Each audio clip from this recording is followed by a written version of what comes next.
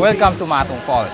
Dito sa Matong Falls, you can find relaxation here and peace of mind. Itong tinatawag na pako, kapamilya siya ng fern. Masarakan kadagiting igid iti karayan. Very popular sa mga upland municipalities. It may be eaten raw, but normally it's blanched and tossed in bagoong. Naimas pay nga ilaok dinengdeng. Amin dagitoy nga salsala ket patsyenmi nga ti panakapreserba dagitoy ket mangted da iti imbag wenno bendisyon nga gapo iti Apo. Yan tangay tanadanon tay metlayengan iti kaadaywan nga ili ti probinsya tay nga Ilocos Sur. Hindi pwedeng hindi natin pasyalan ang sinasabi nilang hot spring na matatagpuan sa Dagman. Sikat pagturasan di masagbayan.